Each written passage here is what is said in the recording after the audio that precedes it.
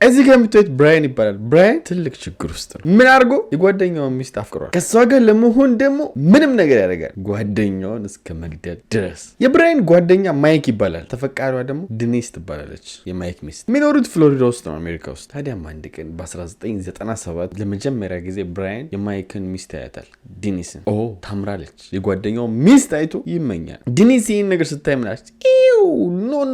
ኖ ባለጌ አይደለም ያለችው። እሷም ወደደችው። ከዚህም የተነሳ በድብቅ እየተገናኙ ግንኙነት ጀመሩ። ማይክ በገዛ ጓደኛው ጉድ እየተሰራ ነው ሳያውቀው ማለት ነው። ይሄ ነገርም ሳይታወቅ አመታቶች አለፉ። ብራያንና ዴኒስም ነገሩ በጣም ተመችቷቸዋል። ለምን እንደሆም አንድ ላይ እስከ መጨረሻው አንሆንም ይባባላሉ። ይህ ማለት ደግሞ እንደ ኖርማል ሰው ስታስቡት በቃ ትሄዳላችሁ፣ ማይክ ካንተ ጋር ልፋታ ነው፣ ምክንያቱም እንግዲህ ብራያንን አፍቅሬዋለሁ፣ የእናንተ ነገር እዚህ ጋር ያበቃል ማለት ትችላለች። ግን እንደዛ አይደለም ያለችው። ይኸውላችሁ ዲኒስ በአካባቢዋ በጣም አማኝ የጌታ ሰው የተባረከች ከላይ ስትዋያት ዋው የምትሏት ግን ውስጧ ረብስማ የምታስብል።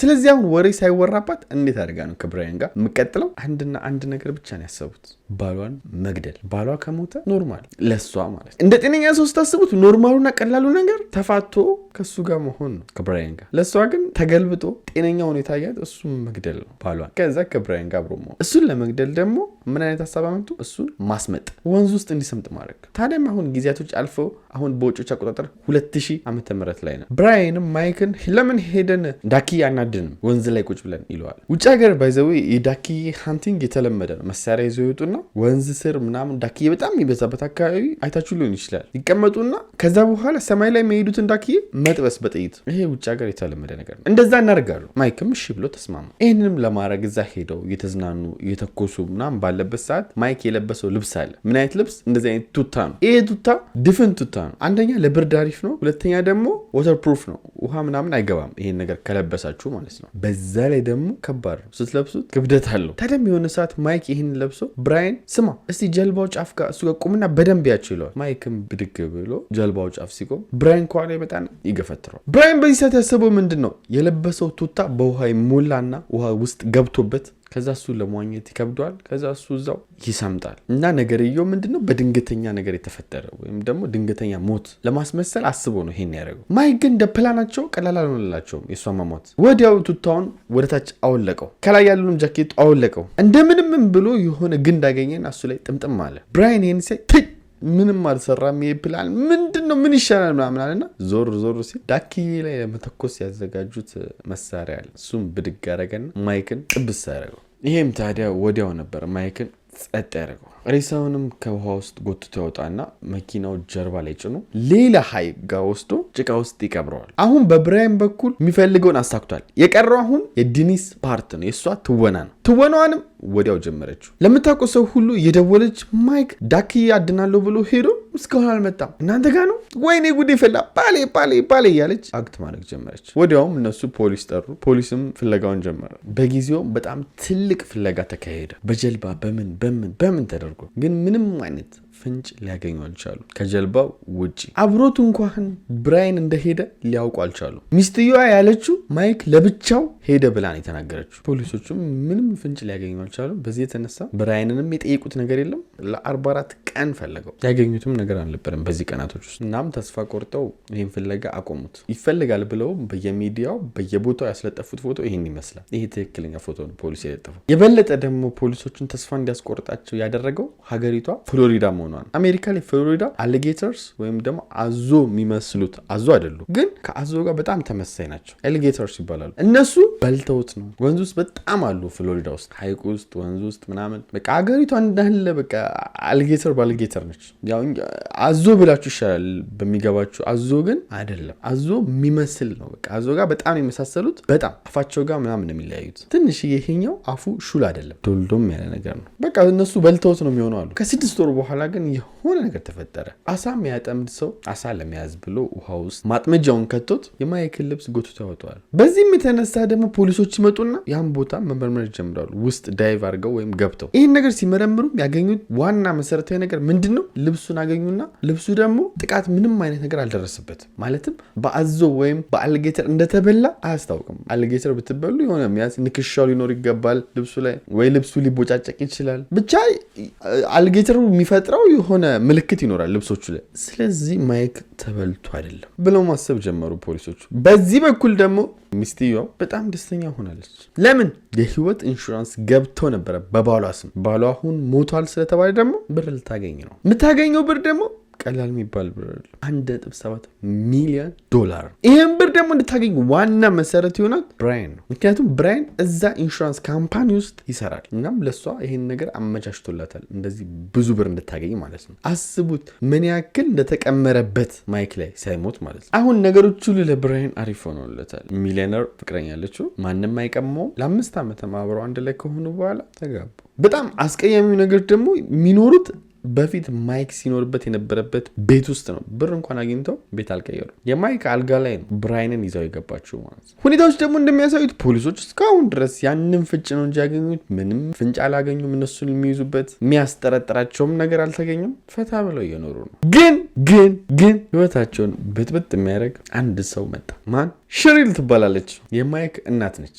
ማይክ ከሞተ ቀን ጀምሮ ስለ ማይክ የሚወራው ነገር እንዳለ ትክክል እንዳልሆነ ታውቃለች። አንደኛ በአልጌተርስ ተበላ የሚባለው ነገር ምንም በቃ እውነት እንዳልሆነ ውስጧ ሊቀበለው እንዳልቻለ ነው። በዛ ላይ እሷ ብቻ አይደለችም ይሄን ነገር የሚያውቀው፣ ፖሊስ እንኳን ያውቃል በአልጌተር ተበልቶ እንዳልሞተ፣ ግን በቂ መረጃ የላቸውም። ሽሪል ግን በራሷ እንቅስቃሴ ማድረግ ጀመረች። በራሷ ፍትህ መፈለግ ጀመረች። ብር እየከፈለች ሁሉ ቢልቦርድ ላይ ማስታወቂያ የሚለጠፍባቸው ቦርዶች እሱ ላይ ሁሉ ጠፍቷል፣ የምታውቁት ኢንፎርሜሽን ካለ ተናገሩ እያለች ታስለጥፋለች፣ ወይም እየከፈለች እንደዚህ ማስታወቂያ ትሰራለች። እንዲሁም ፖሊሶችንም እየሄደች ታስጨንቃቸዋለች። ይሄን ኬዝ ድጋሚ ከፈት፣ ድጋሚ ይታይ፣ ትክክል ያለው ነገር አለ እያለች ትጠይቃቸዋለች። ይሄም ደግሞ ትክክለኛ ፎቶ ነው። ይዋት እንግዲህ ቦርድ ይዛ፣ ሳይን ቦርድ ይዛ ለብቻዋ ሰላማዊ ሰልፍ እየወጣች ነው ማለት ነው። ጥያቄ ያለኝ እያለች ትክክለኛ ፎቶ ነው። ይሄም ሁለተኛው ፎቶ ነው። እንግዲህ ይዋት መንገድ ላይ ቆማ ስለ ልጇ እንግዲህ ጠፍቷል እያለች እየፈለገች እናንተ ስለሆነች ያው ተስፋ አልቆረጠችም። ይሄ ትግሏም ከንቱ አልቀረም።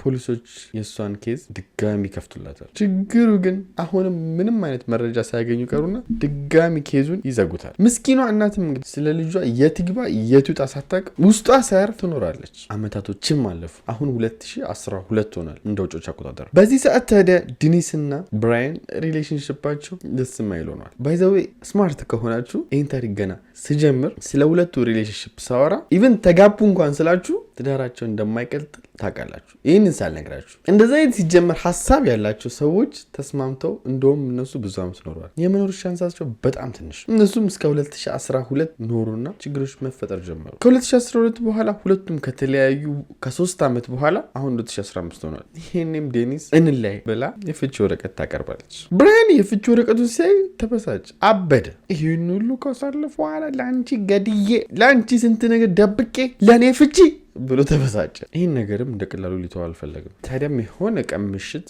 ሌሊት ላይ ቤቷ ቀስ ብሎ ይገባል። ከገባም በኋላ ወደ መኪና ውስጥ ይሄድና መኪናዋን ከፍቶ ከመኪና ኋላ ይቀመጣል። ከትንሽ ሰዓታቶች በኋላ ነጋ። እሷ መኪና ውስጥ ገብታ ወደ ስራ መንዳት ጀመረች። በመሀል ግን ሽጉጡን ያወጣና እንዳትንቀሳቀሺ ጭንቅላትሽን ነው ማፈነዳው፣ እኔ ወደ ምልሽ ቀጥ ብለሽ ሂጂ ምናምን ማለት ጀመረ። ዲኒስ ግን የሚለውን ነገር አልሰማችሁም። ብዙም ሰው ወደ ሌለበት ፓርኪንግ ቦታ ትሄድና ታቆመዋለች። እሱም እሷ ላይ መሳሪያውን ከማውጣት ውጭ የተኮሰው ወይም ያረገባት ጥቃት የለም። ግን ይሄ ፍቺ ብለሽ የላክሽውን ነገር አቁም ይላታል። እሷም እንዴ እሺ ችግር የለውም፣ ኧረ እንዴ የምን ፍቺ እኔ ከአንተ ጋር ምናምን አብረን እንሆናለን እንዴ ችግር የለውም ምናምን አለችው። ያው እሷ ጭንቅላቷ ቡን ብሎ እንዲፈነዳ አፈልግም በጥይቱ። ይህም ነገር ደግሞ ሰርቶላታል። ብራያን አሁን ተረጋግቷል። መኪናውን ወደ አቆመንበትም ነርታ ትወስደዋለች። ብራያንም ይቅር በይኝ ተሳስቼ ነው ምናምን ይላታል። ዲኒስም ምንም አላለች። እሺ ችግር የለውም ያጋጥማል ያለችው። በዛ ላይ ደግሞ ለፖሊስ እንዳታስብ አላወራም። እሱም በቃ እሺ ምናምን ብሎ ብን ብሎ ሲሄድ እሷም ብን ብላ ፖሊስ ጣቢያ ሄደች። ታዲያም በዚህ የተነሳ ፖሊስ ሮጦ ሄዶ ብራያንን ቀጨም አደረጉት። ብራያንም ትክክለኛ ፎቶ ይህን ይመስላል። ብራያን በዚህ በጣም ተበሳጨ። እንዴት እኔ ላይ ትጠቁማለች? እንዴት ለፖሊስ ይህን ነገር ታደርጋለች ብሎ እናም እሷን መበቀል አሰበ። እዛ ፖሊስ ጣቢያ ሆነው እንደውም ማይክን የገደልኩት እኔ ነኝ ይላል። እንዴ ምን ማለት ነው? ናኒ ራሱን ነው የጎዳው እኮ እያላችሁ ከሆነ አይደለም። እሷ እዚህ ነገር ውስጥ እንድትሳተፈች በሙሉ መስረጃ አቀረበ። በዚህም መረጃ መሰረት ሄዶ ፖሊስም ዴኒስን ቀጨም ማረጋት። ዴኒስም ትክክለኛ ፎቶ ይሄን ይመስላል። በእነሱም ዜና ተሰርቷል። ይሄ ትክክለኛ ዜና ነው። ስሙት አንዴ። A widow in Tallahassee is now charged with conspiring to murder her husband. ብራያንም ፍርድ ቤት ሳይቀርብ ፕሌድ ይወስድና 20 ዓመት ይፈረድብ ሲባል እሺ ብሎ ይስማማል እና 20 ዓመት ይገባል ወደ እስር ቤት። በዚህ በኩል ደግሞ ዴኒስ እድሜ ልክ ይፈረድባታል። ግን ደግሞ ይግባኝ ጠይቃ ምናምን ተደርጎ ወደ 30 ዓመት ዝቅ ይለላታል። ያው ከብራያን 10 ዓመት ግን ከፍ ብላለች። በዚህም ደግሞ ሼርሊ ወይም ደግሞ ለብቻዋ ሰላማዊ ሰልፍ እየወጣች ልጄ ስትል የነበረችው ፍትህ አገኘች በመጨረሻ ማለት ነው። የዛሬው እውነተኛ ታሪካችን ይሄን ይመስላል። በዚህ አጋጣሚ ሜምበር እምቢ አለኝ እያላችሁ የነበራችሁ ሰዎች አላችሁ። ስልካችሁ አይፎን ሆኖ ውጭ ሀገር ላላችሁ ሰዎች በሳፋሪ ነው እንጂ በራሱ በዩቲዩብ አፕ አይሰራም። ሳፋሪ ብሮዘር ውስጥ ገብታችሁ የኔን ዩቲዩብ እንደዚህ ካገኛችሁት በኋላ ከሞባይል ቨርዥን ወደ ዲስክቶፕ ቨርዥን እንደዚህ ትቀይሩታላችሁ። ከዛም ነው ጆይን የምትለዋ ምልክት የምትመጣላችሁ። ብዙዎቻችሁ አስቸገራችሁን እያላችሁ ኮሜንት ላይ የጻፋችሁልኝ ነበር። ወዳችኋለሁ። በቀጣይ እስከምንገናኝ ቻው።